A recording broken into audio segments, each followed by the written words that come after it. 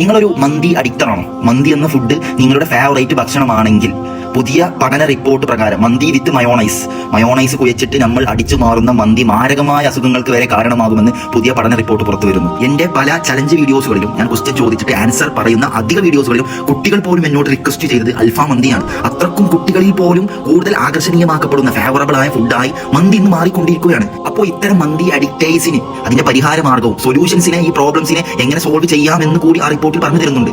ഒന്ന്, നല്ലോണം സലാഡ് കഴിക്കുക. മന്തി കൂടുതൽ കഴിച്ചിട്ടുണ്ടെങ്കിൽ അതിനോട് തുല്യം വരുന്ന രീതിയിൽ സലാഡ് കഴിക്കുക. മന്തിക്ക് കൊടുക്കുന്ന പൈസയെ പോലെ തന്നെ സലാഡ് സെപ്പറേറ്റ് വാങ്ങിയിട്ട് മന്തി കഴിച്ച ഉടനെ കഴിക്കാൻ ശ്രമിക്കുക.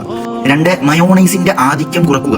മന്തി മയോണൈസ് മിക്സ്ഡ് ആയി കുഴച്ചിട്ട് തിന്നുമ്പോൾ നല്ല ടേസ്റ്റ് ആയിരിക്കും. അത് നിങ്ങളുടെ ശരീരത്തിൽ ഉണ്ടാക്കുന്നത് മാരകമായ അസുഖങ്ങളാണ്. അതുകൊണ്ട് മന്തി കഴിക്കുന്നത് ഓക്കെ, അതിനോട് കൂടെ മയോണൈസിന്റെ ആധിക്യം കുറക്കുക. 3, നമ്മൾ മന്തി കഴിക്കുമ്പോൾ അതിന്റെ കൂടെ ഗ്യാസ് ട്രബിൾസ് റിമൂവ് ചെയ്യാൻ വേണ്ടി കുടിക്കുന്ന ശീതളപാനീയങ്ങൾ, പെപ്സി, കൊക്കക്കോള പോലത്തെ മാരകമായ ശരീരത്തെ കാർന്ന് തിന്നുന്ന രീതിയിലുള്ള വെള്ളങ്ങൾ ഒഴിവാക്കുക.